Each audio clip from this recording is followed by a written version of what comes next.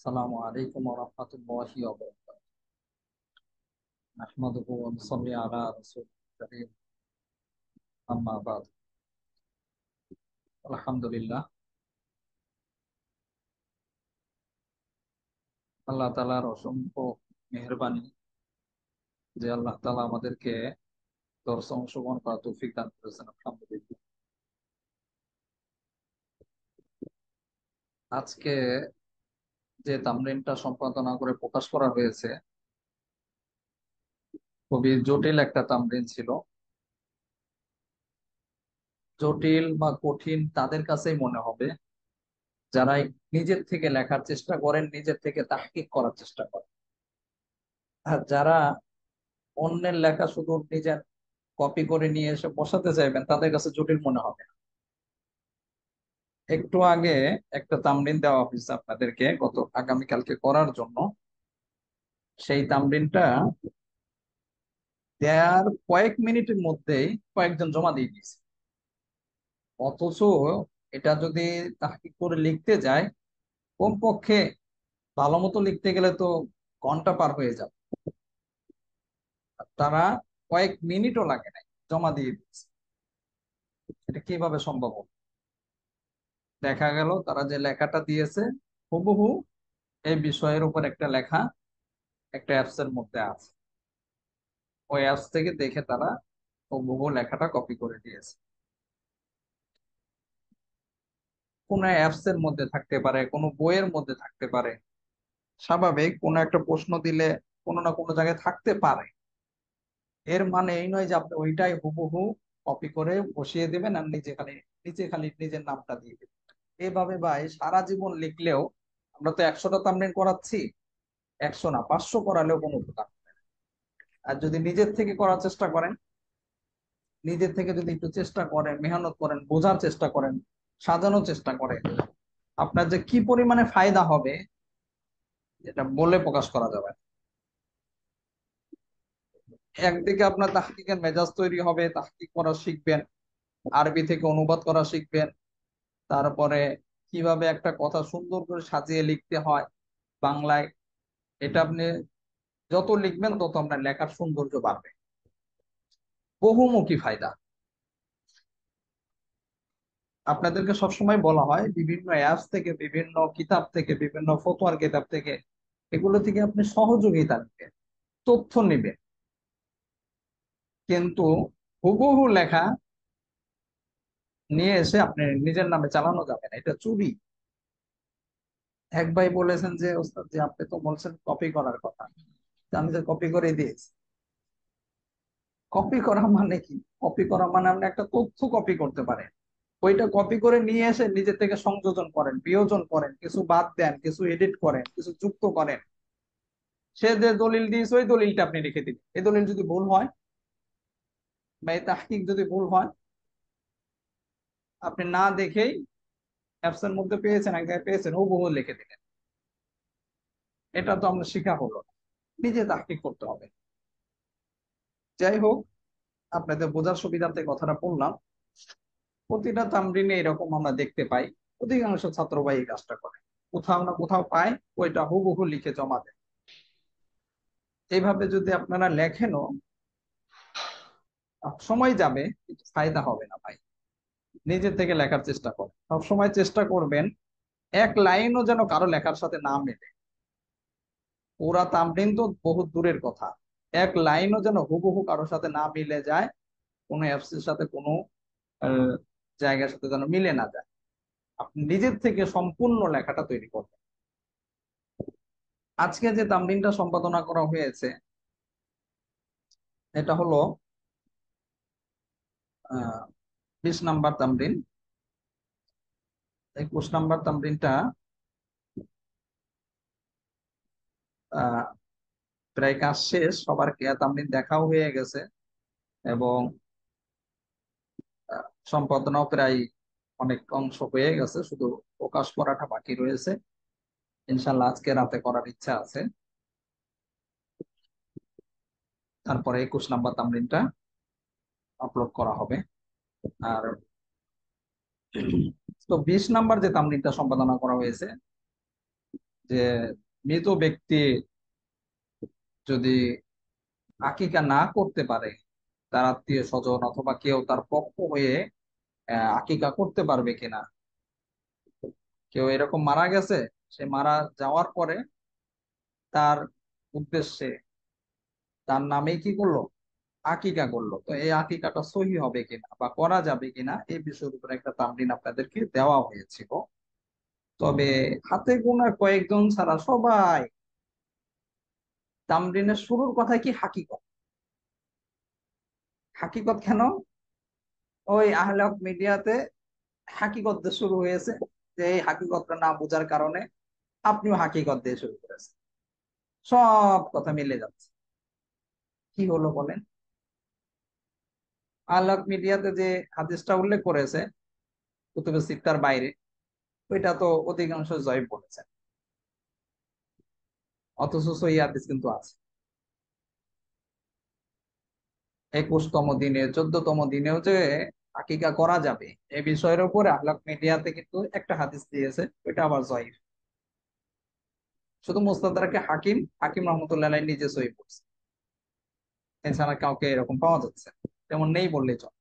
অথচ এই হাদিসটার বাইরেও কিন্তু অন্য হাদিস রয়েছে যেগুলো সহিহ, অনেকে সহিহ বলেছে। আপনার চিন্তাটা ওইদিকে গেল না কেন? যায়নি কেন? আপনি চেষ্টা করেন, সময় দেন। হ্যাঁ, এটা কুতুবে সিত্তার বাইরে, এখানে একটু কষ্ট আছে, আপনাকে হাদিসটা অনুবাদ করতে হবে, তারপরে হাদিসের তাহকিকটা বের করতে হবে। এইভাবে যদি আপনি চেষ্টা করেন, একটা সময় গিয়ে আপনি নিজের থেকে সবকিছু করতে পারবেন। চেষ্টা তো করতে হবে। হুবহু যদি আরেকজনের লেখা যদি দেন, এতে ফায়দা হবে না, আর শেখাও হবে না।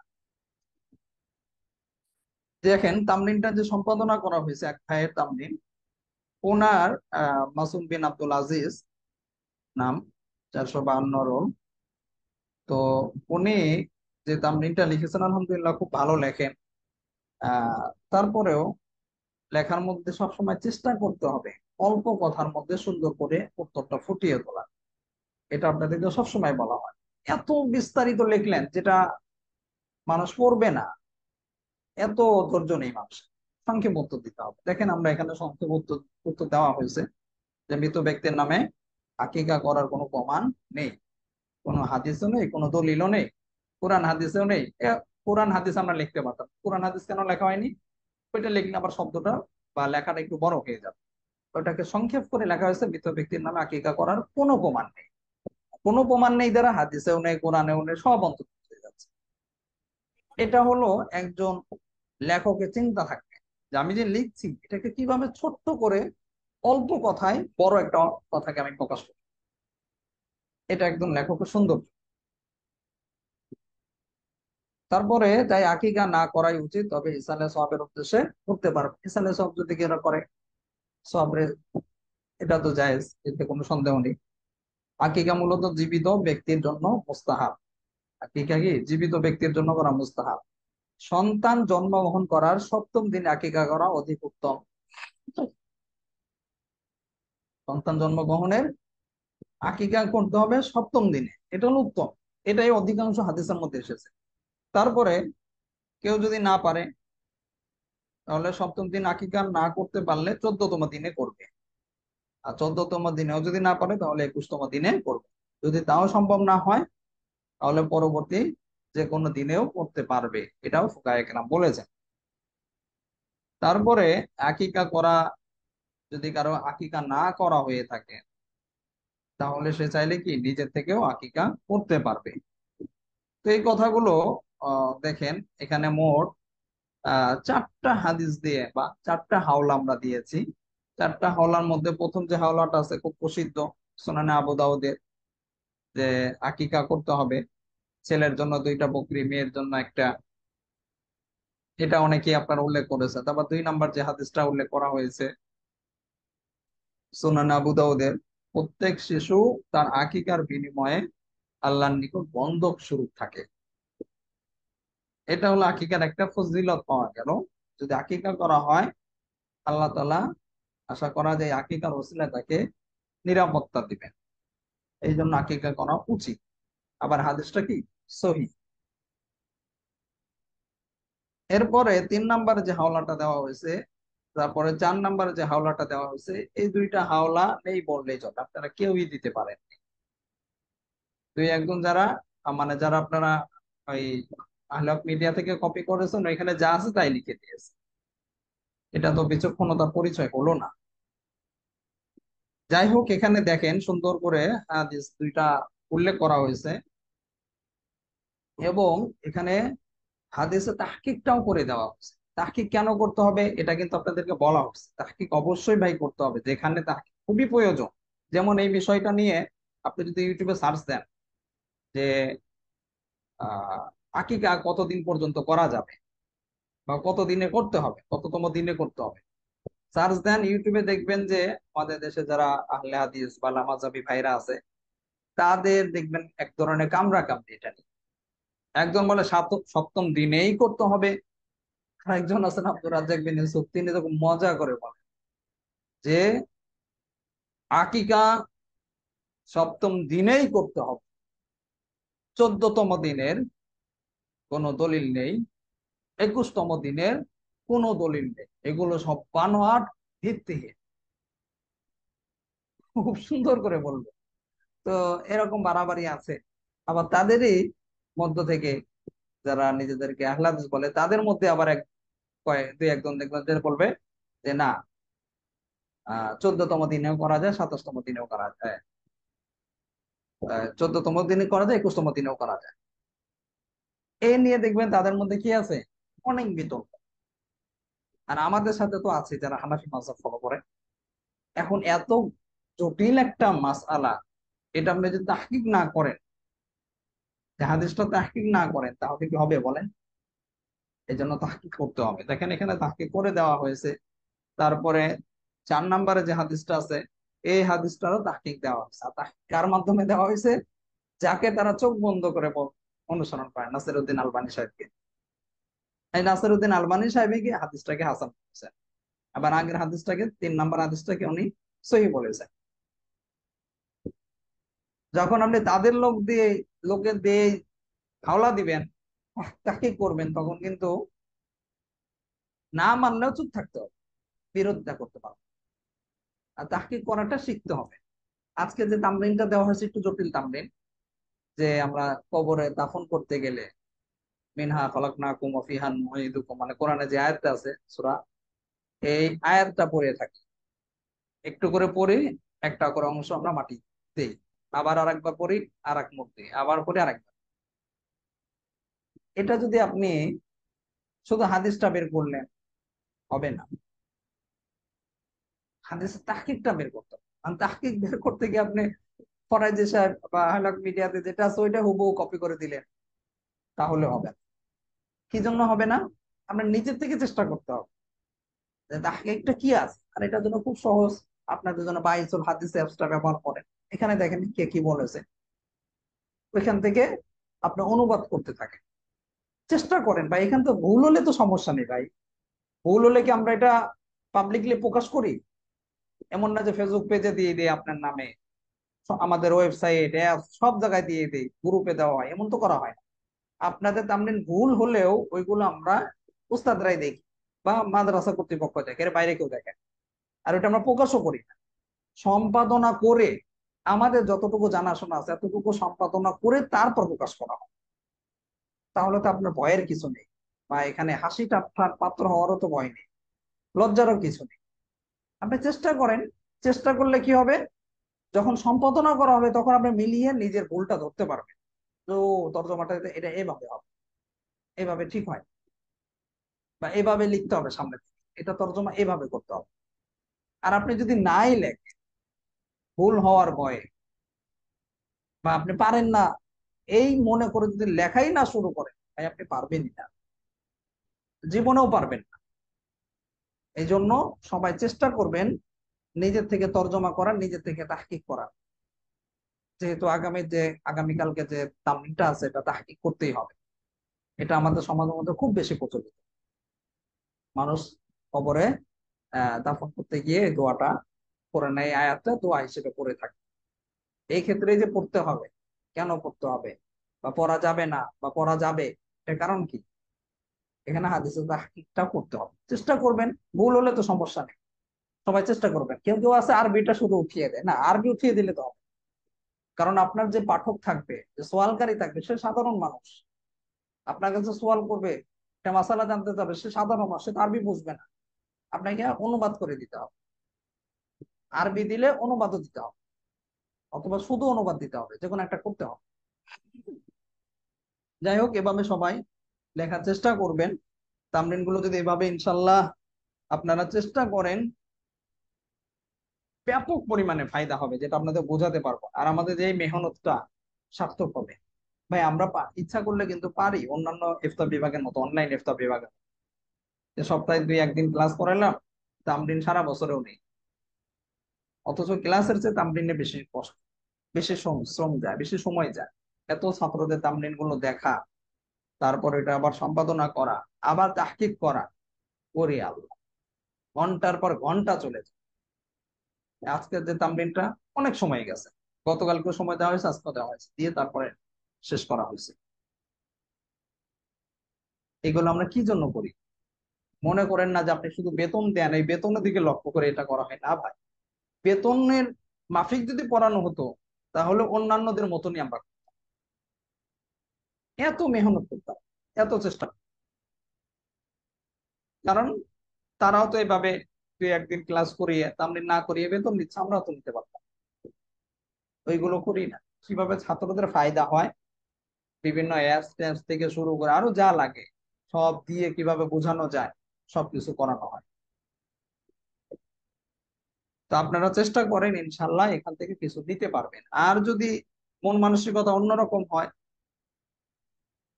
এত চেষ্টা করার পরেও, এত মেহনত করার পরেও যদি আপনাদের চিন্তাধারা অন্যরকম হয়, তাহলে ভাই এখানে পরে আপনার ফায়দা হবে না। আমার মনে হয় এখান থেকে আপনি বের হয়ে গেলে ভালো হবে। বুঝেছেন সবাই কি বললাম? মানে চিন্তাধারা যদি অন্যরকম হয়, অন্যরকম বলতে কোনো বিষয়ে যদি আমাদের আহ সন্দেহ হয় আপনার, যে তারা এটা ভুল করছে, খারাপ করছে, এটা ভালো না, সেই না, এই না, আমাদের নিয়ম কানুন, আমাদের সবকিছু যদি আপনার পছন্দ না হয়, আমার মনে হয় এখান থেকে চলে যাওয়াই ভালো। আমার প্রিয় উস্তাদ আদি হুজুর, অর্থাৎ আল্লামা আবু তাহের মিসবাহ হাফিজাহুল্লাহ, উনি বলতেন যে বাবা, আমাদের এখানে যদি নিয়ম কানুন তোমার যদি পছন্দ না হয়, উস্তাদের নিয়ম কানুন পড়ানো শব্দের দর্শ না পছন্দ হয়, তাহলে অন্য কোনো প্রতিষ্ঠান দাও, এখানে থাকলে তোমার ক্ষতি হবে। কারণ তুমি হৃদয়ঙ্গম করতে পারবে না, মনোযোগ দিয়ে মন প্রাণ দিয়ে পড়তে পারবে না। কারণ মনের মধ্যে তোমার একটা ধুকধুকি থাকবে, একটা তোমার মনের মধ্যে একটা সন্দেহ থাকবে, যে যার কারণে তোমার ফায়দা কম হবে। তো আপনাদের আমি এটাই বলবো, আমাদের যে যে এত কষ্ট, এত মেহনত, যদি আপনি এভাবে চেষ্টা করেন, ইনশাল্লাহ ফায়দা হবে। আর যদি আপনার কাছে এটা ভালো না লাগে, তাহলে অন্য কোনো প্রতিষ্ঠানে গেলে আমার মনে হচ্ছে ফায়দা হবে। যাই হোক, সবাই চেষ্টা করবেন। আপনাদের কাছে বিশেষ অনুরোধ থাকলো যে তামরিন গুলো নিজের থেকে লেখার চেষ্টা করেন। মোটামুটি অনেকগুলো তামরিন হয়ে গেছে, 20টা তামরিন হয়ে গেছে। 20টা তামরিন মানে অনেক। অনেক জায়গায় অফলাইনেও 20টা করায় না, সারা বছরের কথা বলছি। অনলাইন তো আরো দূরের কথা। আর আপনাদের এই এখনো প্রথম সময় পরীক্ষাই হলো, এর আগে 20টা হয়ে গেছে। তো আপনারা যদি মেহনত করেন, ইনশাল্লাহ আরো বেশি ফায়দা হবে এবং আরো অনেক কিছু শিখতে পারবেন। আল্লাহ।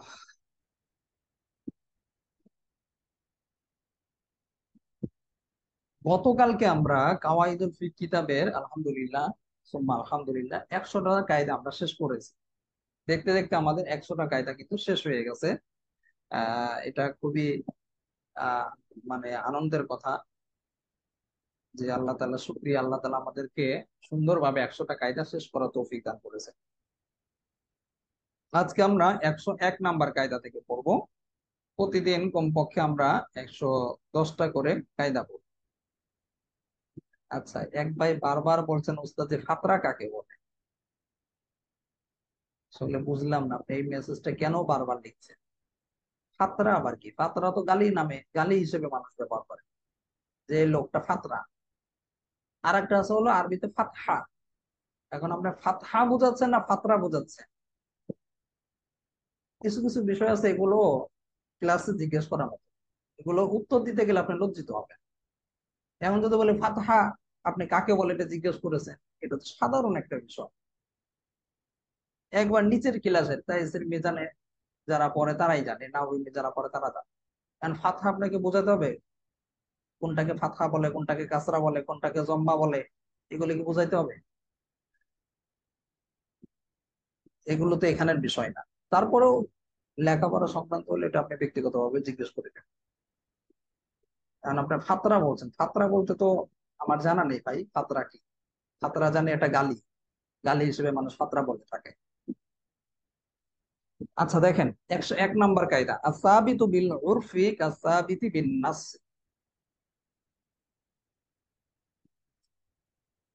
আসাবিতু বিল উরফি কাসাবিতি বিন নাস। সামাজিক প্রচলনের কারণে, সামাজিক প্রচলনের কারণে বৈধ হওয়া বিষয় নসের দলিল দ্বারা বৈধ হওয়া বিষয়ের মতোই। বুঝেছেন অর্থটা সবাই? সামাজিক প্রচলনের কারণে বৈধ হওয়া বিষয় নসের দলিল দ্বারা বৈধ হওয়া বিষয়ের মতোই। এটা কিন্তু পুরাতন কায়দা। এর আগে আমরা 26 নম্বর কায়দা, 88 নম্বর কায়দা যে পড়েছি, ওই কায়দাটা এখানে এসেছে, ভিন্ন ভাবে এসেছে, আবার ওটা ভিন্ন।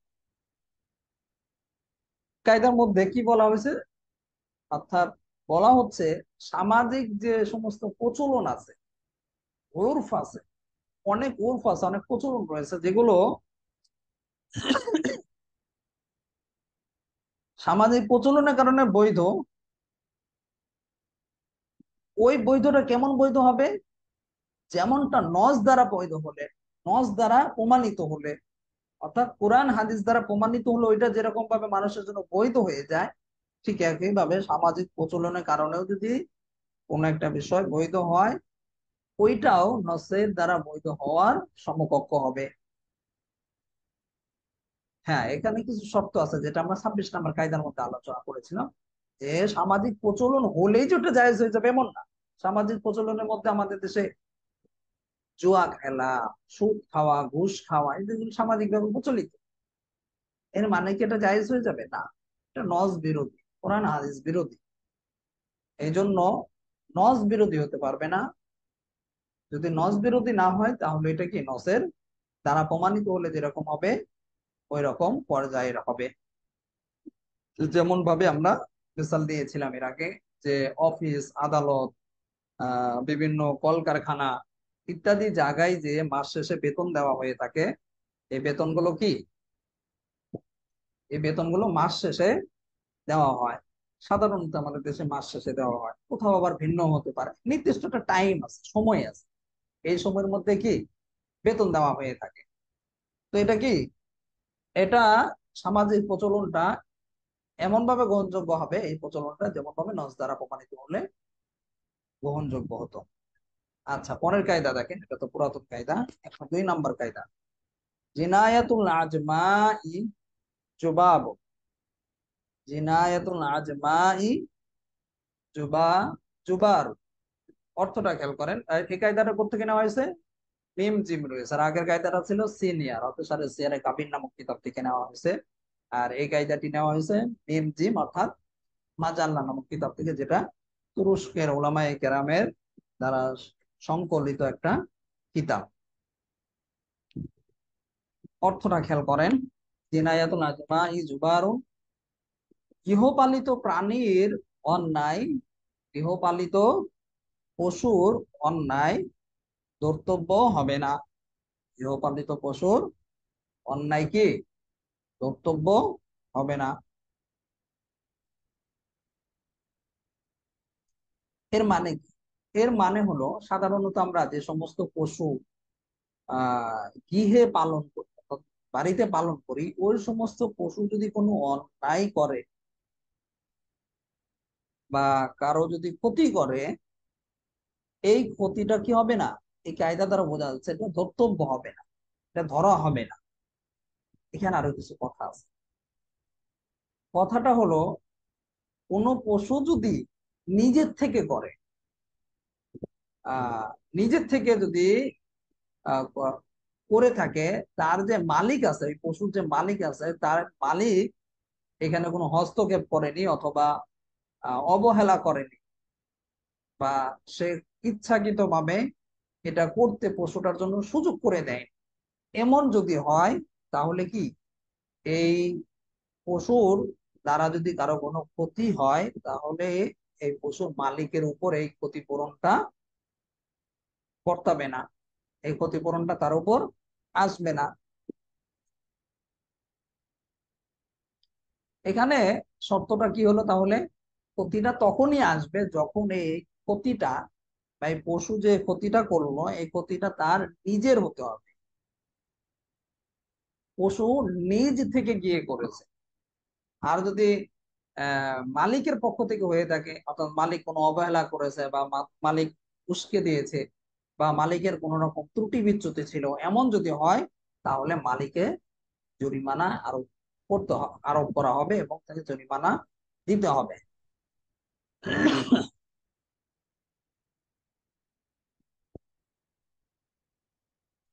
যেমন মনে করেন, আমাদের দেশে বিশেষ করে গ্রাম অঞ্চলে প্রায় বাড়িতে মানুষ বিভিন্ন গৃহপালিত পশু, গরু, ছাগল, ভেড়া, আরো অনেক কিছু তারা লালন পালন করে। তো একজন ব্যক্তির গরু দেখলো যে আরেকজনের ইসে গিয়ে কি বলে, জমিনে গিয়ে সে বিভিন্ন আহ কি খাচ্ছে, ফসল খাচ্ছে, বা যে আহ, যেগুলো সে রোপণ করেছে ওই সমস্ত জিনিস খাচ্ছে। এখন যে মালিক রয়েছে, ওই মালিক যদি বাধা না দেওয়ার বাধা না দেয়, অথবা সে দেখেও চুপ রয়েছে, এরকম যদি হয়, তাহলে এই ক্ষেত্রে কি এই দায়ভার মূলত মালিককেই বহন করতে হবে, এবং এই ত্রুটির কারণে তাকে জরিমানা দিতে হবে। বুঝেছেন? মূল কথা হলো, এই কায়দাটির মধ্যে যেটা বলা হচ্ছে, জিনায়াতুল আজমা ই জুবারু, গৃহপালিত প্রাণীর অন্যায় ধর্তব্য হবে না। তবে ধর্তব্য তখনই হবে যখন কি এটা আহ যে মালিক আছে, মালিকের কোনো দুর্বলতা বা অবহেলা প্রকাশ পাবে, অথবা ওই পশুর নিজ থেকে করা হবে না তখন। তারপরে কায়দাটা দেখেন, 103 নম্বর কায়দা। আল জুনুনু ইদা বুজিদা মাররাতান ফাহুয়া লাজিমুন আবাদা। আল জুনুনু ইদা বুজিদা মাররাতান ফাহুয়া লাজিমুন আবাদা। এই কায়দাটি দেখেন সিনিয়র রয়েছে। সিনিয়র দ্বারা কি বোঝানো হয়েছে? সারে সিয়ারে কাবির নামক কিতাব থেকে নেওয়া হয়েছে। এবার অর্থটা খেয়াল করেন। পাগলামি যদি একবার প্রমাণিত হয়ে যায়, পাগলামি যদি একবার প্রমাণিত হয়ে যায়, তাহলে তা সর্বদার জন্য আবশ্যক হয়ে যায়। তাহলে তা কি, পাগলামিটা সর্বদার জন্য আবশ্যক হয়। এখানে পাগলামিটা কিছু কথা আছে। পাগলামিটা মূলত কি কারণে পাগলামিকে এইভাবে ধরা হয়ে থাকে, যে একবার যদি পাগলামিটা প্রমাণিত হয়ে যায়, তাহলে সর্বদার জন্য এটাকে কেন আবশ্যক? এর কারণ হলো, পাগলামি এমন একটা রোগ, যে রোগের কারণে মানুষের কি হয়ে যায়, বিবেক, বুদ্ধি, আকল, এগুলো নিষ্ক্রিয় হয়ে যায়। এক কথায় তার ভালো মন্দ, আহ, এগুলো যে পার্থক্য করার যে জ্ঞান, এই জ্ঞানটা তার মধ্যে থাকে না। এগুলো সব তার জ্ঞান লোপ পায়। এই জন্য পাগল ব্যক্তির কার্যক্রম বা পাগল ব্যক্তির কার্যকলাপকে গুলো কি অনর্থক হিসেবে গণ্য করা হবে। বুঝেছেন? পাগল ব্যক্তি যদি কোনো কার্যক্রম বা কোনো কাজ করেও, এগুলো অনর্থক হিসেবে গণ্য করা হবে, এগুলো ধর্তব্য হবে না। আর আমরা তো জানি এই বিষয়ের উপরে, আপনারা চাইলে আমাদের গত বছর ছাত্ররা এই বিষয়ের উপর তামরিনও করেছে, দুই একটা হাদিসও আছে এই বিষয়ের উপরে।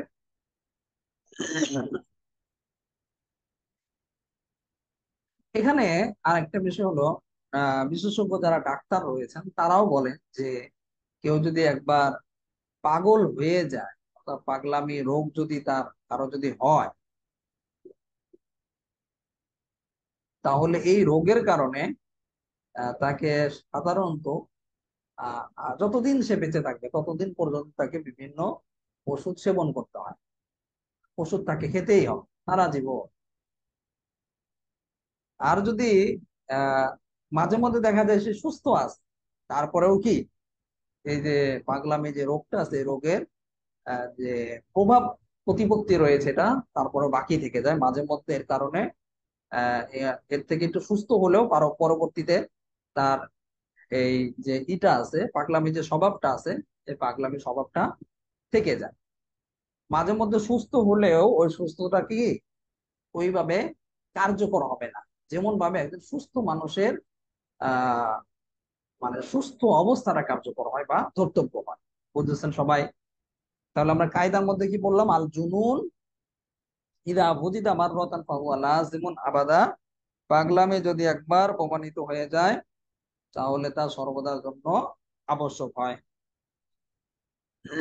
এখন মনে করেন একজন ব্যক্তি,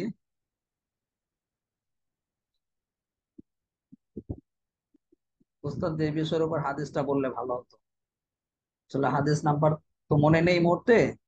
আর এই একটা হাদিস আছে, প্রসিদ্ধ হাদিস, যে তিন ব্যক্তির উপর থেকে আল্লাহ তাআলা কলম উঠিয়ে নিয়েছে, মোটামুটি এরকম। আহ এই বিষয়ের উপর আপনি একটু সার্চ দিলে পেয়ে যাবেন, অথবা رفع القلم عن ثلاث. কি আছে সুনানে ইবনে মাজার, সম্ভবত সুনানে ইবনে মাজার মধ্যে আছে হাদিসটা, সম্ভবত। আমার ভুলও হতে পারে হাওলাটা। গত বছর ছাত্ররা তামরিন করেছিল ওই সূত্রে, আরো বেশ কিছু তাহকিক করা হয়েছিল। এই মুহূর্তে সব মনে নেই, আপনি চাইলে অ্যাপসে গেলেও পেয়ে যাবেন। আচ্ছা দেখেন, এখানে আহ একজন ব্যক্তি যদি পাগল হয়ে যায়, তারপরে দেখা গেল সে তার পাগলামি অবস্থা আছে, এই পাগলামি অবস্থা থাকার কারণে পরবর্তীতে সে সুস্থ হয়েছে। এরপরে একদিন তার যে স্ত্রী আছে, তার স্ত্রী দাবি করলো যে আমার স্বামী আমাকে 3 তালাক দিয়েছে। এখন 3 তালাক দেওয়ার দাবি সে করলো। যে স্বামী সে আবার বলল যে আসলে আমি 3 তালাক দিয়েছি ঠিক আছে, কিন্তু ওই সময় আমার স্বাভাবিক যে সেন্স বা স্বাভাবিক যে আমার আহ বিবেক বুদ্ধি এটা ছিল না, আমার তখন পাগলামি স্বভাব আমার মধ্যে চলে এসেছিল, আমার পাগলামিটা বিরাজ করছে। আর ওই অবস্থায় আমি আহ এই কাজটা করে ফেলেছি, বা আমার এই সময় কোনো কিছুই আমার মাথায় কাজ করে। তো এই ক্ষেত্রে কার কথা গ্রহণযোগ্য হবে? স্বামীর কথা না স্ত্রীর কথা? মূলত স্বামীর কথাই কি হবে কসম সহকারে গ্রহণযোগ্য হবে।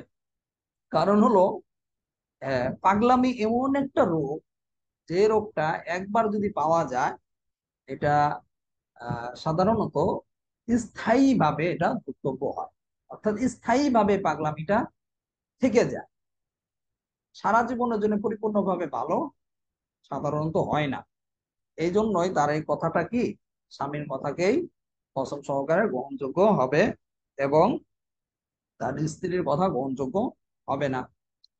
আর কায়দার মধ্যে এটা বলা হয়েছে আল জুনুনু ইদা ফুজিদা মাররাতান ফাহুয়া লাযিমুন আবাদা। পাগলামি যদি একবার প্রমাণিত হয়ে যায় তাহলে তা সর্বদার জন্য আবশ্যক হয়। তারপরে কায়দাটা দেখেন, 104 নম্বর কায়দা। জওয়াবু সুআলি ইয়াজরি আলা হাসবি মা তাআরাফা কুল্লু কওমিন ফি মাকান। এই কায়দাটিও দেখেন, আমরা দেখতে পাচ্ছি বন্ধনের মধ্যে কি রয়েছে, কাপড় রয়েছে। কাপড় দ্বারা কি বোঝানো হয়? উসুলে ইমাম কারখি, অর্থাৎ কারখি রহমতুল্লাহ আলাইহির কিতাব থেকে কায়দাটি নেওয়া হয়েছে, এই জন্য এখানে কাপড় উল্লেখ করা হয়েছে। অর্থটা খেয়াল করেন, জওয়াবু সুআল ইয়াজরি আলা হাসবি মা তাআরাফা কুল্লু কওমিন ফি মাকানি। প্রত্যেক জাতির প্রশ্নের জবাব, প্রত্যেক জাতির প্রশ্নের জবাব তাদের সমাজের প্রচলন অনুযায়ী হবে। বুঝেছেন? মা তাআরাফা কুল্লু কওমিন ফি মাকানি, তাদের সমাজের মধ্যে যে প্রচলন আছে, অর্থাৎ যে উর্ফ আছে, ওই উর্ফ উর্ফ অনুযায়ী জবাব হবে। বুঝতেছেন অর্থটা? জবাবু সুআলি ইয়াজরি আলা হাসবি মা তাআরাফা কুল্লু কওমিন ফি মাকানিহিম। প্রত্যেক জাতির প্রশ্নের জবাব তাদের সমাজের প্রচলন অনুযায়ী হবে। প্রত্যেক জাতি বলতে আহ জাতি বলতে হলো, যেমন আমরা বাঙালি একটা জাতি, আমাদের দেশের সংস্কৃতি, আমাদের প্রচলন রূপ একরকম। আবার আরব আরেকটা জাতি, তাদের সামাজিক প্রচলন, তাদের রূপ অন্যরকম। তো এখানে এই কায়দার মধ্যে যেটা বলা হচ্ছে, মূলত বলা হচ্ছে বিভিন্ন এলাকা ভেদে, দেশ ভেদে অনেকের আহ এলাকার মধ্যে বা দেশের মধ্যে বিভিন্ন প্রচলন থাকে, ওরফ থাকে। তো ওই প্রচলন অনুযায়ী মানুষের কথার বিভিন্ন অর্থ, উদ্দেশ্য নেওয়া হবে। এখন প্রচলন অনুযায়ী কেন নেওয়া হবে? কারণ আমরা এর আগে বেশ কয়েকটা কায়দা পড়লাম, আজকেও পড়লাম 101 নম্বর কায়দার মধ্যে যে উর্ফটা কি, এটা শক্তিশালী দলিল। এটা এমন দলিল যেটা নস দ্বারা প্রমাণিত হলে যেমন হয়, অর্থাৎ কোরআন হাদিস দ্বারা প্রমাণিত যেমন একটা বিষয় দলিল সাব্যস্ত হলে ওটা যেমন মজবুত হয়, এমন ভাবে উর্ফ দ্বারা বা সামাজিক প্রচলন দ্বারা যদি প্রমাণিত হয়, ওইটাও তার সমকক্ষ হয়ে যায়। তো এর মানে কি? এর মানে হলো ইসলামী শরীয়তে উর্ফকে বা সামাজিক প্রচলনকে একটা শক্তিশালী, মজবুত, একটা গ্রহণযোগ্য দলিল হিসেবে গণ্য করা হয়েছে। মনে করেন একজন একটা মেসাল দিলে বুঝবেন। কেউ কসম করলো যে সে কি, কসম করলো যে আমি ডিম খাবো না। এখন ডিম খাবো না এর মানে কি? ডিম খাবো না বলতে আহ অনেক ডিম আছে, মুরগির ডিম আছে, হাঁসের ডিম আছে, পাখির ডিম আছে, মাছের ডিম আছে। কোন ডিমকে আপনি উদ্দেশ্য নেবেন, বা কোন ডিমকে আহ ডিম হিসেবে গণ্য করা হবে? এখানে মূল বিষয়টা দেখেন, এই কায়দার মধ্যে যেটা বললো যে উর্ফ অনুযায়ী, সামাজিক প্রচলন অনুযায়ী আহ উদ্দেশ্যকে ধরা হবে।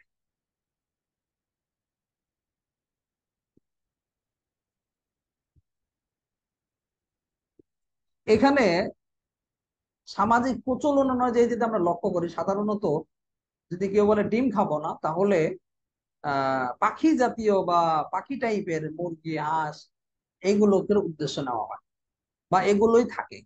কেউ যদি মাছের ডিম খায়, এই ডিম কিন্তু মাছের ডিমকে ওইভাবে ডিম হিসেবে, সামাজিক প্রচলন হিসেবে ধরা হয় না, বা তার কসমের অন্তর্ভুক্ত হবে না।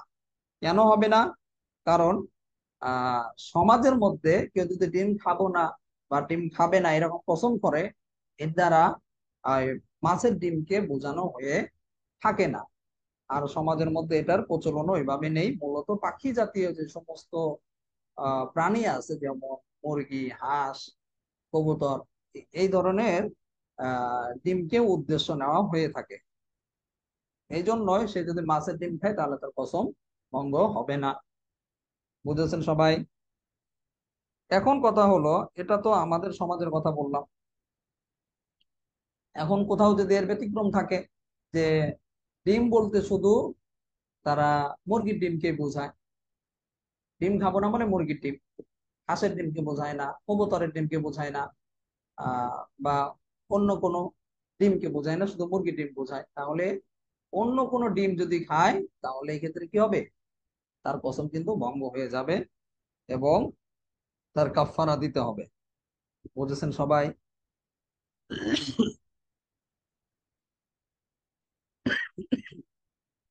এর পরের কায়দাটা দেখেন, 105 নম্বর কায়দা।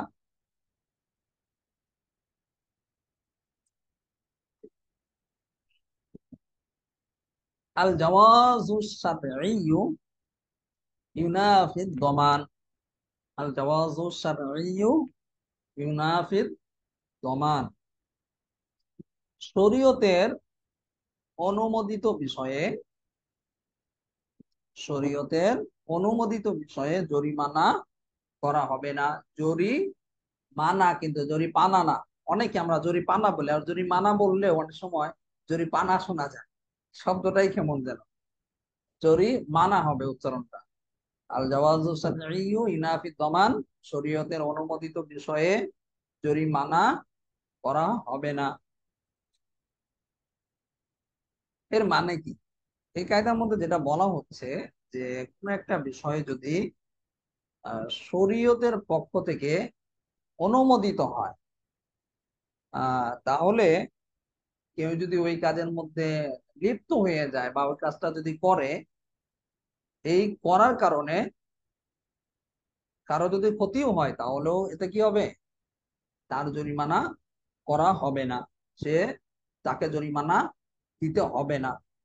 কি জন্য দিতে হবে না? কারণ এই যে আমরা কায়দার মধ্যে বললাম আল জাওয়াজ শারঈ বিনা ফি তামান, কারণ হলো শরীয়ত যেটাকে অনুমোদন দিয়েছে, ওই রকম বিষয়ে কাজ করার কারণে বা শরীয়ত অনুমোদিত বিষয়টি আহ কার্যকর করার কারণে তাকে জরিমানা করা হবে না। শরীয়তে এই এখতিয়ার দিয়েছে। যেমন দেখেন, এখানে মেসাল দিয়েছে আসিয়ার মধ্যে যে কোন একজন ব্যক্তি যদি তার নিজস্ব জমির মধ্যে, যে জমিটার মালিকানা তার, ওই জমির মধ্যে যদি সে কোন একটা কুয়া খনন করে, কূপ খনন করে, এরপরে দেখা গেল ওই কূপ খনন করার পর তার নিজস্ব জমি, এটা শরীয়ত অনুমতি দিয়েছে, সে তার নিজস্ব জমির মধ্যে কুয়া খনন করতে পারে, কোনো সমস্যা নেই। পরবর্তীতে তার ওই কুয়ার মধ্যে কোনো একটা কারো একটা পশু পড়ে গিয়ে মারা গেল, তাহলে এতে কি হবে না? ওই কুয়ার যে মালিক রয়েছে, মালিককে জরিমানা দিতে হবে না, এটা তার জন্য আবশ্যক হবে না। কারণ কি? শরীয়ত অনুমোদিত বিষয় সে আহ যেটা শরীয়ত এখতিয়ার দিয়েছে, ওই রকম বিষয় সে কাজ করেছে, আর এই জন্য তার জরিমানা আবশ্যক হবে না। এর বিপরীতটা যদি আমরা চিন্তা করি, যেটা শরীয়ত অনুমোদিত নয়, যেমন আহ রাস্তাঘাটের কথা বলতে পারি, যেটা রাস্তাঘাটের মধ্যে কেউ যদি কুয়া খনন করে, যেটা তার নিজস্ব জমি নয়, নিজস্ব জায়গা নয়, মানুষের চলাচলের জায়গা, এমন জায়গায় যদি সে কুয়া খনন করে এবং ওইখানে যদি কারো পশু যদি পড়ে মারা যায় বা কারো পশু বা কোনো প্রাণীর যদি ক্ষতি হয়, তাহলে কিন্তু তাকে, ওই ব্যক্তি যে কুয়া খনন করেছে, ওই কুয়া খননকারীকে জরিমানা দিতে হবে, তাকে এর ক্ষতিপূরণ দিতে হবে। কেন দিতে হবে? কারণ আমরা যে কায়দার মধ্যে বললাম আল জাওয়াজুস শারঈ ও ইনাফি তামান, শরীয়তের অনুমোদিত বিষয়ে জরিমানা করা হবে না। এর মানে হলো শরীয়ত অনুমোদনহীন বিষয়ে জরিমানা বা ক্ষতিপূরণ করা হবে। তারপরের কায়দাটা দেখেন, 106 নম্বর কায়দা, জাহালাতুল মাকুদি, জাহালাতুল মাকুদি আলাইহি তুফসিদুল আকদ। এই কায়দাটা আমরা দেখতে পাচ্ছি সিনিয়র রয়েছে। সিনিয়র দ্বারা কি বোঝানো হয়? শারহে সিয়ারে কাবিন নামক কিতাবকে বোঝানো হয়েছে, এজন্য এখানে সিনিয়র উল্লেখ করা হয়েছে। অর্থটা খেয়াল করেন। চুক্তিকৃত জিনিস, চুক্তিকৃত জিনিস সম্পর্কে অজানা থাকলে চুক্তিকে বাতিল করে দেয়। বুঝেছেন অর্থটা? কি বলা হলো? জাহালাতুল মাকুদি আলাইহি তুফসিদুল আকদ, চুক্তিকৃত জিনিস সম্পর্কে অজানা থাকলে, যদি জানাশোনা না থাকে, তাহলে ওই চুক্তিকে কি করে দিবে? বাতিল করে দিবে। অর্থাৎ চুক্তিকৃত বিষয় সম্পর্কে আপনার জানা থাকতে হবে, গুরুত্বপূর্ণ একটা বিষয়। অনেক সময় আমরা অনেক চুক্তি করি, আহ যেমন আমাদের মধ্যে বেশিরভাগ আমরা উলামায়ে কেরাম এটা বেশি করে থাকি। একজনের সাথে, চল দোস্ত আমরা ব্যবসা, চুক্তি করলো, লাভ যে কিভাবে বন্টন করা হবে, কে কতটুকু পার্সেন্ট পাবে, ইত্যাদি বিষয়ে কোনো কথা নেই। পরে গিয়ে কি হয়? বন্ধু শত্রুতায় রূপ নেয়। কাজ কে কতটুকু করবে, কে কতক্ষণ পর্যন্ত ডিউটি করবে, কোনো কথা নেই। একসাথে দুই বন্ধু মিলে মাদ্রাসা শুরু করে দেয়, যখন একটু ভালো ইনকাম হয়, ভালো ছাত্র ভর্তি হয়, তখন দেখা যায় যাবে একজন বেশি কাজ করে আর একজন কাজ করতেই চায় না। এটা করা যাবে? অজানা বিষয় থাকতে পারবে না। আমি যেটা পরামর্শ দিয়ে থাকি, সব বিষয় আপনি লিখিত ভাবে চুক্তি করবেন। যে কোনো বিষয়, সাধারণ থেকে সাধারণ বিষয় লিখিত ভাবে চুক্তি করেন। আপনার খুব ক্লোজ বন্ধু, খুব ঘনিষ্ঠ ব্যক্তি, আপনার একবার আত্মীয়, আপন ভাই, তারপরও বলবো লিখিত ভাবে চুক্তি করো যে আমাদের মধ্যে এই কাজটা হবে, এতদিনের জন্য এত টাকার বিনিময়ে। লিখিত ভাবে ডকুমেন্টস হিসেবে। এখন তো আরেকটু যুগটা ডেভেলপ হয়েছে, আপনি ভিডিও করে রাখেন মোবাইল দিয়ে। প্রয়োজনে আপনি ভিডিও করে রাখলে আপনার কল রেকর্ডও থাকবে, মানে রেকর্ডও হয়ে থাকবে, আবার ভিডিওতেও দেখা যাবে। পরবর্তীতে কিন্তু অস্বীকার করার কোনো সুযোগ থাকবে না, ঝামেলারও কোনো বা দ্বন্দ্বেরও কোনো সম্ভাবনা থাকবে না। বুঝেছেন? এই কায়দার মধ্যে বিষয়টা দেখেন খুব গুরুত্বপূর্ণ। এগুলো নিজেদের জীবনে ফিট করতে হবে। যে জাহালাতু মাকুদি আলাইহি তুফসিদুল আকদ, চুক্তিকৃত জিনিস সম্পর্কে অজানা থাকলে, যে জিনিস চুক্তি করলেন কিন্তু আপনি জিনিসটা স্পষ্ট না, আপনার অজানা রয়েছে, এই চুক্তিকে বাতিল করে দেয়, চুক্তিটা বাতিল বলে বাতিল চুক্তি হিসেবে গণ্য করা হবে। তাহলে এখন থেকে যদি কোনো মাদ্রাসা করেন, আপনারা কোনো ব্যবসা করেন, এরকম অজানা যদি থেকে যায়, কে কতটুকু কাজ করবে, কার কতটুকু প্রফিট হবে, কি হবে, কিচ্ছু জানা নেই, এটা কি হয়ে যাবে? বাতিল চুক্তি হিসেবে গণ্য হবে। এখানে আপনি বলতে পারেন যে যদি আহ আমরা চুক্তির ক্ষেত্রে এগুলো যদি স্পষ্ট না করি তাহলে কি সমস্যা হবে? সমস্যাটা হলো ঝগড়া ফাসাদের একটা আশঙ্কা থাকে, আর এই ঝগড়া ফাসাদকেই শরীয়তের দৃষ্টিতে এটা ভালো হিসেবে দেখা হয় না। শরীয়ত ঝগড়া ফাসাদকে খুবই ইগনোর করে, অর্থাৎ খুবই এড়িয়ে চলে, এবং মানুষ যেন ঝগড়া ফাসাদের মধ্যে লিপ্ত না হয়, এই জন্য ঝগড়া ফাসাদের যেটা কারণ হতে পারে, মাধ্যম হতে পারে, ওইটাকেও নিষিদ্ধ করেছে। এই জন্য কি আহ এই ধরনের চুক্তি, যে চুক্তির অজ্ঞতার কারণে মানুষের মধ্যে ঝগড়া ফাসাদের সৃষ্টি হতে পারে, ওই চুক্তিকে ফাসেদ চুক্তি বলা হয়েছে এবং অপছন্দনীয় আহ, আহ, চুক্তি হিসেবে গণ্য করা হয়েছে। যেমন মনে করেন, এখানে একটা সুন্দর একটা মেসাল আছে। কোনো একজন ব্যক্তি কি করলো, সে একটা ছাগলের খামারে গেল। তো ছাগলের খামারে গিয়ে সে একটা ছাগল কিনে নিল, যে ভাই আমি আপনার একটা ছাগল কিনে নিলাম। আর একজন ব্যক্তি তার চুক্তির সাথে, তার কথার সাথে রায়, মানে যে ছাগল বিক্রেতা আছে, সেও কি ছাই দিল। এখন এই যে যে চুক্তিটা করলো যে আমি আপনার একটা ছাগল কিনে নিলাম, এখানে তো ছাগলের একটা পাল রয়েছে, একটা খামার, এখানে অসংখ্য ছাগল রয়েছে, অসংখ্য এখানে পশু রয়েছে। কোন ছাগলটাকে আপনি কিনলেন নির্ধারণ করলেন না। আর নির্ধারণ না করার কারণে দেখা গেল পরবর্তীতে এটার এই বিষয় নিয়ে উভয়ের মধ্যে ঝগড়া ফাসাদ সৃষ্টি হতে পারে, এবং ঝগড়া হওয়ার আশঙ্কা থেকেই যায়। এই জন্য আপনার এই চুক্তিটা বাতিল হিসেবে গণ্য হবে। আপনার উচিত হবে সাথে সাথে নির্দিষ্ট করে নেওয়া, যে আমি অমুক ছাগলটা, এই যে কালার, এই যে এই ছাগলটা হাতে ধরে বা চিহ্ন দিয়ে স্পষ্ট করে বলতে হবে যে আমি এই ছাগলটা কিনলাম। যখন আপনি এইভাবে নির্ধারণ করে নেবেন, এতে করে ঝগড়া ফাসাদে কোনো আশঙ্কা থাকবে না, এবং এই চুক্তিটা বাতিল হিসেবেও গণ্য হবে না এবং ফাসেদও হবে না। বুঝেছেন সবাই?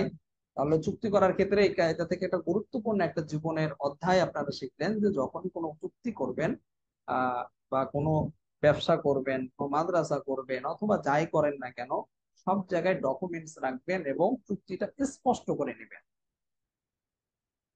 এতে করে ইনশাল্লাহ আপনাদের মধ্যে কোনো ঝামেলা হবে না, কোনো সমস্যা হবে না। চুক্তি করার পরেও, সবকিছু করার পরেও সমস্যা আছে, বুঝছেন? চুক্তি সবকিছু করেছি, আমার নিজের বাস্তবতার জীবনে এরকম। সবকিছু ওকে, সবকিছু ওকে আছে, শুধু আমি একজনের নাম্বার চেয়েছি একটা, বলছে যে যারা আমাদের সাথে কাজ করবে, যার দিয়ে কাজ করাচ্ছেন তার একটু নাম্বারটা দিন। আমার ঘনিষ্ঠ এক আত্মীয়। নাম্বারটা কেন চাইলাম আমি? কারণ নাম্বার চাইলে আমি যদি তার কাছে ফোন করি, তার কাছে যদি আমি জিজ্ঞাসা করি কি অবস্থা কি, এইটার কারণে আমার সাথে এমন দুর্ব্যবহার করেছে, মানে এত কষ্ট লেগেছে, যে এখন আর আমি নিকট আত্মীয় দ্বারা ওইভাবে বিশ্বাস করি। শুধু তার কারণে না, আরো দুই একজন এরকম করেছে, আত্মীয় স্বজন বেশি ক্ষতিটা করে। যাই হোক, আপনাদেরকে বললাম নিজের অভিজ্ঞতার আলোকে কথাটা বললাম যে চুক্তির ক্ষেত্রে এত ডকুমেন্টস, এত প্রমাণ, এত কিছু রাখি, এরপরেও সামান্য একটু খালি আমি যার মাধ্যমে কাজটা করানো হচ্ছে, যে ডকুমেন্টস আছে, নাম্বারটা চেয়েছি, এই জন্য আমার সাথে দুর্ব্যবহার এবং চরম পরিমাণে অপমান করেছে, এবং এক প্রকার আমার সাথে মানে কি বলবো, খুব বিশ্রী একটা ব্যবহার করেছে। তো আপনারা সবসময় এই বিষয়ে সজাগ থাকবেন, যে কোনো বিষয়ে প্রমাণ রাখবেন, পারলে দুই একজন সাক্ষী রাখবেন এবং ভিডিও করে রাখবেন। এবং সাথে সাথে স্টাম্প যে আছে, বিভিন্ন জায়গায় যে স্টাম্প কিনতে পাওয়া যায়, বিশেষ করে সরকারি যে স্টাম্প গুলো আছে 500 টাকা, 200 টাকা, 100 টাকা, ওই স্টাম্পের মধ্যে লিখিত ভাবে সিগনেচার করে তারপর রাখবেন। এতে করে ইনশাল্লাহ কোন রকম সন্দেহ বা সমস্যা হবে না। তারপরে কায়দাটা দেখেন, 107 নাম্বার কায়দা। আল জাইয়িদু ওয়ার রাদিয়্যু ফির রিবিয়াতি সাওয়াও। এই কায়দাটি মূলত তিনটা অংশ রয়েছে। আমি যে প্রথম অংশটা বললাম, আল জাওয়া আল জাইয়িদু আর রাদিয়াতু ফির রিবিয়াতি সাওয়াউন, তারপরে দ্বিতীয় অংশটা হলো ওয়াজুয়ুফু কাল জাইয়িদি ফি বাদিল মাসাইল। এটা হলো দ্বিতীয় অংশ। আর তৃতীয় অংশ হলো ওয়ান নাইমু কাল মুস্তাইকিজি ফি বাদিল মাসাইল। তো তিনটা অংশ, তিনটা উদাহরণ বা আলাদা আলাদা বিষয়ের উপর আলোচনা হয়েছে। তো আমরা বুঝার সুবিধার্থে, আলোচনার সুবিধার্থে আমরা এই কায়দাটাকে তিনটা ভাগে বিভক্ত করব। একটা একটা করে আমরা আলোচনা করব, একটা একটা করে অর্থ বলবো, যাতে করে আপনাদের বুঝতে সুবিধা হয় এবং সবার বোধগম্য হয়। দেখেন, প্রথমে আমরা প্রথম অংশটা নিয়ে আলোচনা করি, আল জাইয়্যিতু ওয়ার রাদিয়্যতু বিল-নিয়্যাতি সাওয়া। এই কায়দাটি দেখেন, বন্ধনের মধ্যে কি রয়েছে, শিন নুন রয়েছে, তালাশ বা নাজার কিতাব থেকে নেওয়া হয়েছে। অর্থটা খেয়াল করেন, প্রথম অংশের অর্থটা খেয়াল করেন। যেই জিনিসে সুদ যুক্ত হয়, যে জিনিসে সুদ যুক্ত হয়, ওই জিনিস কি, তার ভালো মন্দর একই বিধান। যে জিনিসে সুদ যুক্ত হয়, ওই জিনিসের ভালো এবং মন্দর একই বিধান হবে। বুঝেছেন অর্থটা? অর্থাৎ এখানে আচ্ছা, এখানে আরেকটা বিষয় আপনাদের বলি। এর আগে কিন্তু আপনারা পড়েছেন যে আমরা যেটা সহিহ মুসলিমের একটা হাদিসের হাওলা দিয়েছিলাম 78 নম্বর কায়দার মধ্যে।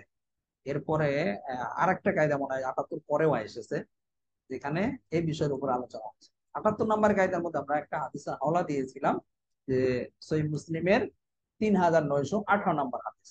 সহিহ মুসলিমের 3918 নম্বর হাদিস। এই হাদিসটা যদি দেখেন, তাহলে স্পষ্ট ভাবে এখানে 6টা জিনিসের কথা, সুদের বিষয় কিন্তু বলা হয়েছে। আমরা কিন্তু গতকাল অথবা গত পরশু কিন্তু এই বিষয়ের উপর গেছে আলোচনা। তো এখানে আপনাদের মনে থাকা সহজ হবে। 6টা আলোচনার মধ্যে কি আছে, 6টা জিনিসের মধ্যে স্বর্ণ আছে, রূপা আছে, গম আছে, জব আছে, খেজুর আছে, এরপরে লবণ আছে।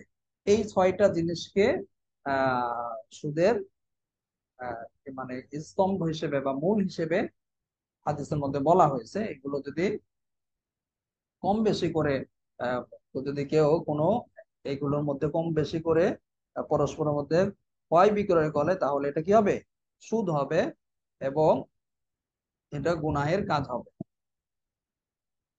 তো এখানে এই কায়দার মধ্যে যেটা বলা হয়েছে, আল জাইয়িদু ওয়ার রাদিয়াতু ফি রিবিয়াতি সাওয়াউন, যে জিনিসে সুদ যুক্ত হয়, যে জিনিসটার মধ্যে, কোন জিনিসের মধ্যে সুদ যুক্ত হয় বা কোন জিনিসটা সুদ হতে পারে একটু আগে আমরা জানলাম। আর এখানে বলা হচ্ছে যে এই জিনিসের মধ্যে সুদ যুক্ত হয়, ওই জিনিসটা ভালো ও মন্দ, ওই জিনিসটার ভালো ও মন্দর একই বিধান।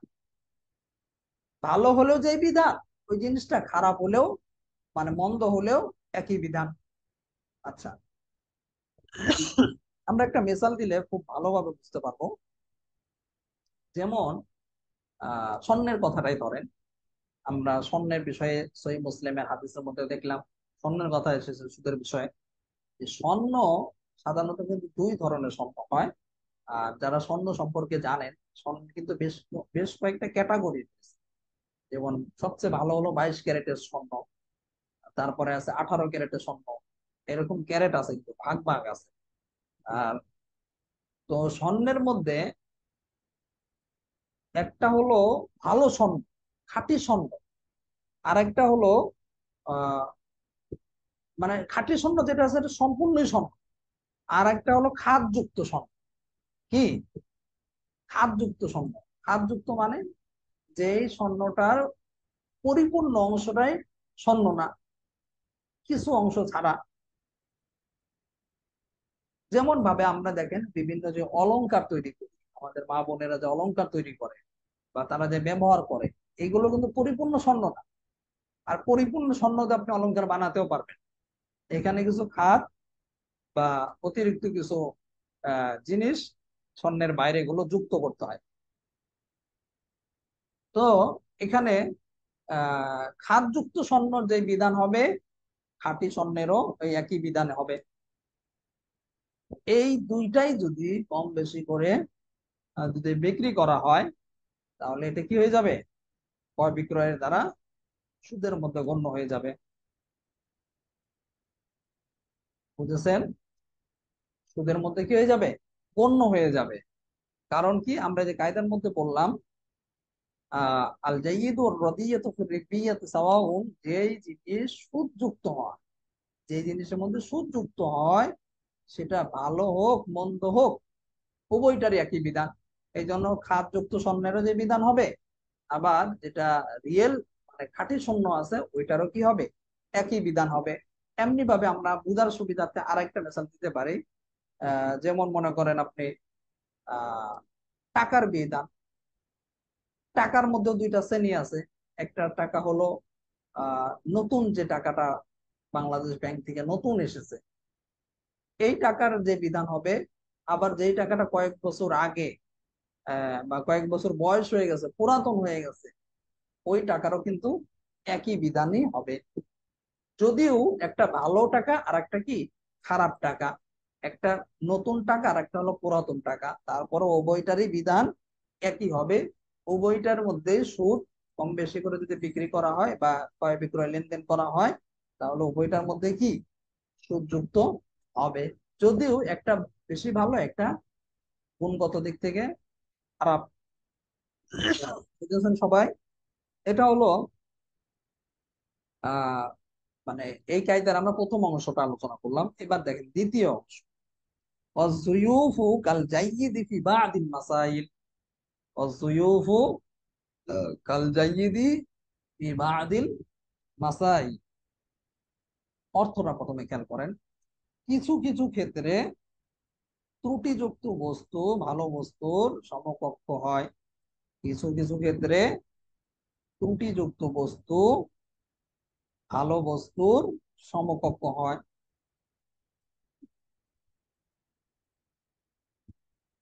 এখানে এই কায়দাটার ক্ষেত্রেও দুইটা বিষয় কিন্তু বলা হচ্ছে। একটা হলো ত্রুটিযুক্ত বস্তু, যেটার মধ্যে ত্রুটি রয়েছে।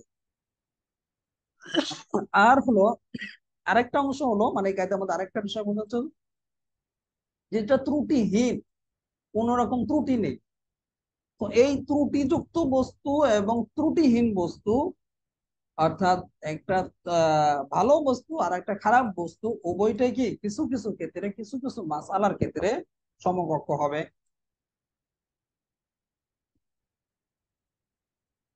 যেমন মনে করেন, কেউ যদি ঋণের ক্ষেত্রে আমরা বলতে পারি যে ঋণের ক্ষেত্রে কেউ নতুন টাকা ঋণ দিল, নতুন টাকা দিয়ে কি করলো, তাকে ঋণ দিল, যে ঋণ চেয়েছে, নাও ভাই তোমাকে আমি এই 10,000 টাকা ঋণ দিলাম, তুমি চেয়েছো দিলাম।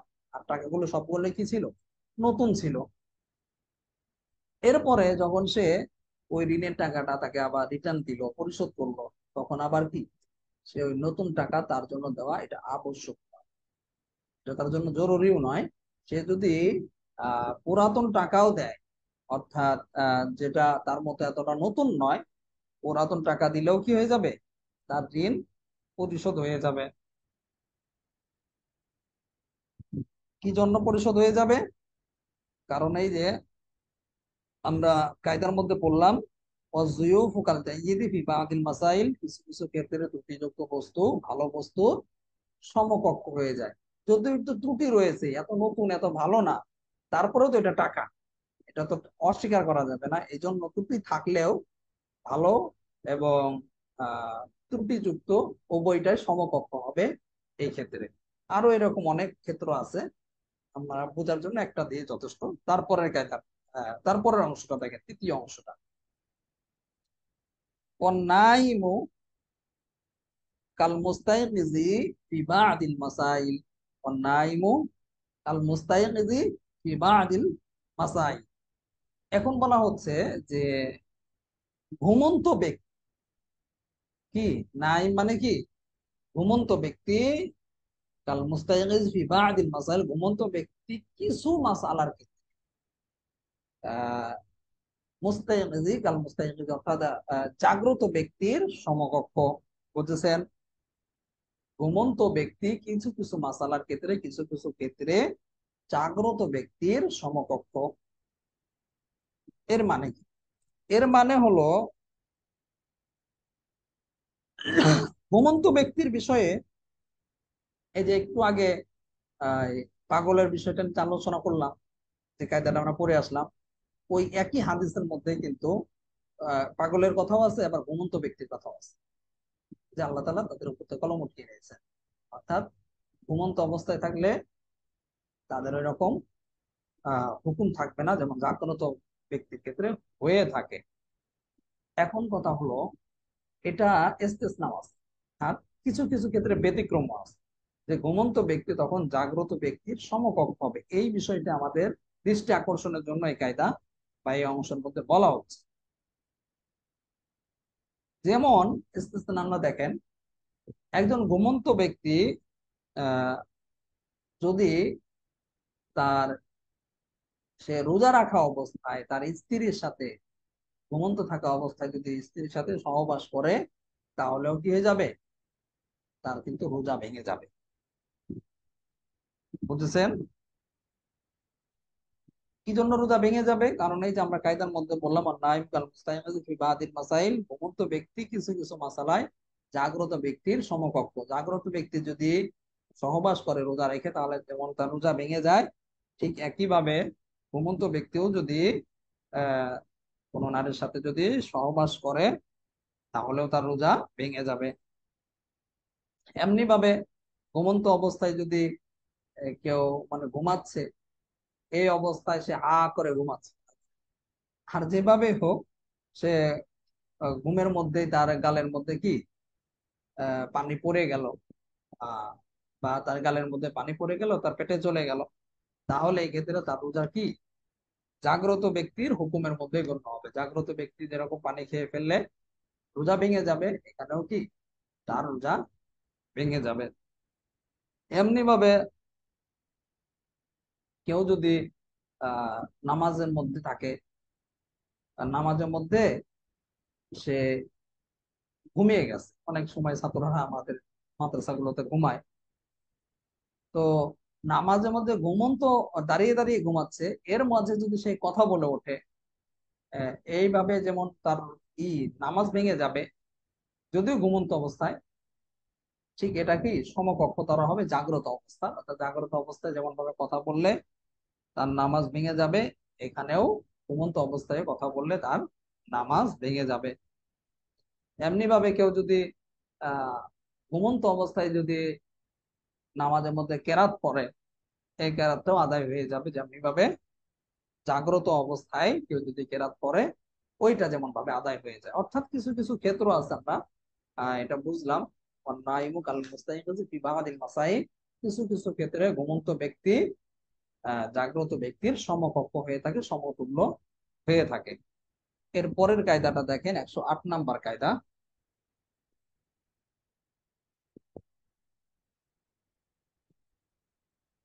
আল হাজাতু তানজিলু মানজিলাতাদ দুরুরতি আম্মাতান আও খাসসা। এই কায়দাটি দেখেন শিন নুন রয়েছে, অর্থাৎ আল আসবান নাজায়ের কিতাব থেকে নেওয়া হয়েছে, এই জন্য এখানে শিন নুন উল্লেখ করা হয়েছে। অর্থটা খেয়াল করেন, ব্যাপক এবং বিশেষের দিক থেকে, ব্যাপক এবং বিশেষের দিক থেকে চাহিদা প্রয়োজন হিসেবে সাব্যস্ত হবে। ব্যাপক এবং বিশেষের দিক থেকে চাহিদা প্রয়োজন হিসেবে সাব্যস্ত হবে। এর আগেও আমরা বেশ কয়েকটা কায়দা আমরা পড়ে এসেছি পিছনে, যে সমস্ত কায়দার মধ্যে আমরা দেখেছি কি প্রয়োজনের তাগিদে প্রয়োজনের কারণে অনেক সময় হারামও হালাল হয়ে যাচ্ছে, না জায়েজও জায়েজ হয়ে যাচ্ছে। এটা কি জন্য, এটার কারণ কি? এটা হলো প্রয়োজন, হাজত। হাজতের কারণে, প্রয়োজনের কারণে যেমন আপনার শুকরের গোশত খাওয়া হারাম, কিন্তু এটা এরকম যদি প্রেক্ষাপট তৈরি হয় এবং যদি জরুরত সামনে দেখা দেয়, তাহলে ওইটাও তার জন্য প্রয়োজন মাফিক জায়েজ হয়ে যায়, তার জন্য হালাল হয়ে যায়। তো এই কায়দার মধ্যে যেটা বলা হচ্ছে যে কিছু কিছু প্রয়োজন, কিছু কিছু প্রয়োজন এবং ব্যাপকতার কারণে এবং বিশেষ চাহিদার কারণে আহ, এই এই প্রয়োজনটা ব্যাপক এবং বিশেষ দিক হওয়ার কারণে, এই চাহিদাটা কি ব্যাপক হওয়ার কারণে এটা প্রয়োজন হিসেবে সাব্যস্ত হবে। অর্থাৎ আহ কিছু কিছু বিষয় ব্যাপক এবং বিশেষ চাহিদার দিকে লক্ষ্য করে ওইটা প্রয়োজনের অন্তর্ভুক্ত করা হবে। অর্থাৎ প্রয়োজনের কারণে যেরকম জায়েজ হয়ে যায়, যে একটু আগে আমরা দেখলাম শুকরের গোশত খাওয়া হালাল হয়ে যায়, ঠিক এমনি ভাবে কিছু কিছু বিষয় মানুষের ব্যাপকতার কারণে, বিশেষতার কারণে ওইটা তার জন্য জায়েজ হয়ে যাবে। তার জন্য প্রয়োজন হিসেবে, প্রয়োজন হলে যেরকম জায়েজ হয়, ওইটাও সেরকম জায়েজ হয়ে যাবে।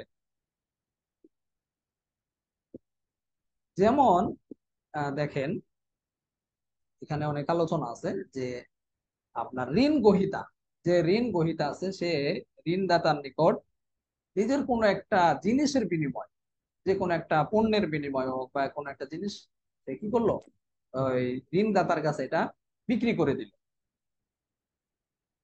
কিসের কারণে? ওই যে এই ঋণের বিনিময়, সে যেহেতু ঋণ পরিশোধ করতে পারছে না, এই জন্য তার একটা জিনিস বা পণ্য ওই ঋণদাতার কাছে বিক্রি করে দিল। তো এই যে যে যে জিনিসটা বিক্রি করে দিল, তো এই বিক্রিটা কি, এই বিক্রিটা তার সাথে এভাবে সে চুক্তি করলো যে আমি যখন আপনার এই ঋণটা আমি আবার পরিশোধ করে দেব, তখন আপনি আমার আবার এই জিনিসটাকে আবার ফেরত দিবেন। এখানে দেখেন আপনি, এই যে যে তাদের মধ্যে চুক্তিটা হলো বা ক্রয় বিক্রয়টা হলো, এখানে কিন্তু এই চুক্তিটা বা এই ঋণ, এই ক্রয় বিক্রয়টা কিন্তু ফাসেদ হওয়ার কথা, বাতিল হয়ে যাওয়ার কথা, কিন্তু তারপরেও কি এটা বাতিল হয়নি। বাতিল, ফাসেদ হওয়ার কথা ছিল, কিন্তু তারপরও কি, যে ঋণ গ্রহীতা রয়েছে, ঋণ গ্রহীতার সুযোগ সুবিধার জন্য প্রয়োজনের তাগিদে কথা চিন্তা করে এটাকে জায়েজ সাব্যস্ত করা হয়েছে। কারণ কি, এই যে আমরা দেখলাম যে ব্যাপক এবং বিশেষ দিকে লক্ষ্য করে অনেক সময় বিশেষ, ব্যাপক এবং বিশেষ চাহিদাটা প্রয়োজনের দিকে লক্ষ্য করে এটা জায়েজ হয়ে যায়, যেটা আমরা এর আগেও দেখেছি। যেমন মনে করেন, এত কথা না বলে আপনাদের মেসাল দিই, সহজে বুঝবেন, কথা বেশি বললে বুঝতে কঠিন হয়। আহ, আমাদের দেশে যে বন্ধক যে সিস্টেমটা আছে, বন্ধক সিস্টেমটা কিন্তু দুই ভাগে বিভক্ত আছে স্বাভাবিকভাবে। মানে আমাদের দেশে একভাবে প্রচলিত আছে, প্রচলিত বন্ধক সিস্টেমটা, যে আমি আপনার কাছ থেকে একটা দোকান বা একটা, ঢাকা শহরে যেরকম ফ্ল্যাট বেশি হয়, দোকানও হয়, ফ্ল্যাটও বর্তমানে খুব বেশি হচ্ছে, যে আমি ফ্ল্যাটটা আপনার কাছ থেকে বন্ধক নিলাম, 1 বছরের জন্য বন্ধক নিলাম, আমি 5 লাখ টাকা দিলাম, 5 লাখ টাকা 1 বছর পর আপনি ফেরত দিবেন, আপনি ফ্ল্যাট বুঝে নেবেন। অথবা 1 বছরের কথা বললেও, যতদিন আমি, 1 বছর হলো সর্বনিম্ন, এরপরে যদি দিতে দেরি হয় ততদিন পর্যন্ত আমি ফ্ল্যাট ব্যবহার করবো, অথবা আমি ভাড়া দেখাবো, অথবা যা ইচ্ছা তাই। এই যে যে চুক্তিটা, এটা কিন্তু সুদ, এটা কি হবে, আরাম হবে কিন্তু। তবে এই চুক্তিটাই একটু যদি ঘুরিয়ে নি, তাহলে কিন্তু জায়েজ হয়ে যাবে। এখন বলতে পারেন যে উস্তাদ, যেটা ঘুরিয়ে নিলে জায়েজ হবে, হ্যাঁ, যে আলোচনাটা করলাম এটাই ঘুরানো আলোচনা। অনেক বিষয় আছে সরাসরি করলে না জায়েজ, আরাম, ওইটা একটু ঘুরিয়ে নিলে জায়েজ। বুঝেছেন? খুব গুরুত্বপূর্ণ একটা কথা বললাম, সময় তো একটু বেশি হয়ে যাচ্ছে, যেহেতু আপনারা ক্লাসে জয়েন করতে দেরি করেন, এই জন্য একটু সময় বেশি নেওয়া হচ্ছে। আর আমাদের পড়াও এখন একটু বেশি করে পড়ছি। এটা একটু বোঝার জন্য বলি, যেহেতু এটা আমাদের সামাজিক প্রেক্ষাপটে খুব গুরুত্বপূর্ণ একটা কায়দা। বন্ধকের বিষয়টা নিয়ে খুব আমরা ঝামেলায় থাকি, যে বন্ধক জায়েজ না না জায়েজ। সমাজের মধ্যে যে বন্ধকটা প্রচলিত আছে, এই বন্ধকটা না জায়েজ, হারাম। এই যে যে আমি একটু আগে যেটা বললাম, যে নির্দিষ্ট সময় পর আমার টাকাটা ফেরত দিবেন, আপনি বন্ধকটা বুঝে নেবেন, যতদিন দেরি করবেন ততদিন পর্যন্ত আপনি ব্যবহার করবেন, এটা সুদের মধ্যে বন্ধক, হারাম হবে। কিন্তু এই বন্ধকটাই যদি একটু ঘুরিয়ে নেওয়া যায় তাহলে জায়েজ হবে। ঘুরিয়ে নিলে জায়েজ হবে কেন? কারণ ঘুরিয়ে নিলে ইসলাম সম্মত হবে ফুকায়ে কেরামের মত অনুযায়ী হবে, এবং এই জন্য জায়েজ হবে। যেমন মনে করেন, ফ্ল্যাটটা আপনি একজনের কাছ থেকে নিলেন, যে ভাই আমরা যেভাবে সমাজের মধ্যে নেয় এভাবে না নিয়ে আসেন আমরা জায়েজ বা করে নেই, যাতে করে আমাদের এটা হারামের মধ্যে বা সুদের মধ্যে অন্তর্ভুক্ত না হয়। কিভাবে? যে আপনি তো আমার কাছে 1 বছরের জন্য দিবেন না, তো 1 বছরের জন্য আপনি আমার কাছে এই ফ্ল্যাটটা বিক্রি করে দেন। 1 বছর পরে আপনারা আবার আমাকে টাকা দিবেন, যে টাকা দিয়ে বিক্রি করলেন আমি আপনার কাছে আবার বিক্রি করি। এই যে যে ক্রয় বিক্রয়টা আছে, প্রয়োজনের তাগিদে, জরুরতের দিকে বিশেষ আহ চাহিদার দিকে লক্ষ্য করে, কারণ ফ্ল্যাটওয়ালা টাকা দরকার, আপনারও ফ্ল্যাট দরকার, তো এভাবে যদি ক্রয় বিক্রয়টা হয়ে যায় 1 বছরের জন্য, পরে আবার সে আপনার কাছ থেকে কিনে নিল, আপনি বিক্রি করে দিলেন, এটা কিন্তু জায়েজ হবে। তারপরে আরেকটা জায়েজ সুরত আছে, ভাড়ার চুক্তির মাধ্যমে। ভাড়ার চুক্তির বিষয়ে আবার একটু ইখতিলাফ আছে। হ্যাঁ, এটা নিয়ে ওলামায়ে কেরামের মধ্যে অনেকে বলছেন যে এটা জায়েজ হবে না, আবার অনেকে কেউ কেউ বলছেন জায়েজ হতে পারে। সেটা কিভাবে? সেটা হলো যে, ভাই আপনি যে আমার কাছে 1 বছরের জন্য ফিলারটা বন্ধক রাখলেন, ঠিক আছে বন্ধক, কিন্তু আমি এটা প্রতি মাসে আপনাকে কিছু ভাড়া দেব। ভাড়া দিলে আর এটা সুদের মতো হবে না, কারণ ভাড়া তো এটা জায়েজ। আর আমি আপনাকে যে টাকাটা দিলাম, ওই টাকাটা আপনাকে অগ্রিম আমি অ্যাডভান্স হিসেবে, অ্যাডভান্স তো আমরা দিয়ে থাকি নিরাপত্তার জন্য, দোকানের নিরাপত্তা, অথবা সেজন্য পালিয়ে না যায়, বিভিন্ন দিকে লক্ষ্য করে অ্যাডভান্স আমরা বাড়িওয়ালারা অথবা দোকানওয়ালারা অথবা ব্যক্তি বিশেষ নিয়ে থাকে। তো অ্যাডভান্স যে টাকাটা দিয়েছে ওইখান থেকে আপনি ভাড়া বাবদ টাকা কাটবেন, তারপরে বাকি টাকা ভাড়ার ছাড়া যে টাকাটা আছে ওইটা আমাকে দিয়ে দিবেন, তাহলে এটা অনেকে বলছেন জায়েজ হবে। তো ভাড়াটা আপনি কি পরিমাণ দিবেন? ভাড়া তো এখন 10,000 টাকা ভাড়া, তো 10,000 টাকায় কি ভাড়া রাখবে? তাহলে তার আপনার লাভ হবে না।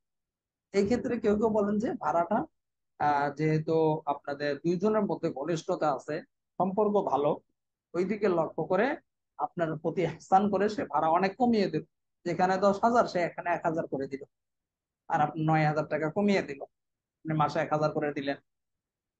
তো ফ্ল্যাট হোক দোকান হোক, এভাবে যদি আমরা বন্ধকে নেন, সমাজে যে প্রচলনটা আছে ওই প্রচলন অনুযায়ী নিয়ে প্রতি মাসে যদি তাকে কিছু করে ভাড়া দেন, তাহলে ভাড়ার মাধ্যমে নেওয়ার কারণে এবং আগের টাকাটা দেওয়ার কারণে, ওইটা অ্যাডভান্স হিসেবে দেওয়ার কারণে আপনার জায়েজ হয়ে যাবে। এই দ্বিতীয় মতটা নিয়ে একটু ইখতিলাফ আছে, অনেকেই বলছেন এটা জায়েজ হবে না, যেহেতু এখানে এক ধরনের আহ এত কম টাকায় তার ভাড়া হয় না। তবে এখানে আবার কেউ কেউ বলেন হয় না, ঠিক আছে, কেউ যদি কারো প্রতি ইহসান করে, যে আমার সাথে ভাইয়ের সম্পর্ক ভালো আছে, সে ফিরিও দিতে পারে, এটাও আছে। কিন্তু প্রথম যে মতটা, এটা হলো সবচেয়ে বেটার এবং সবচেয়ে ভালো মত।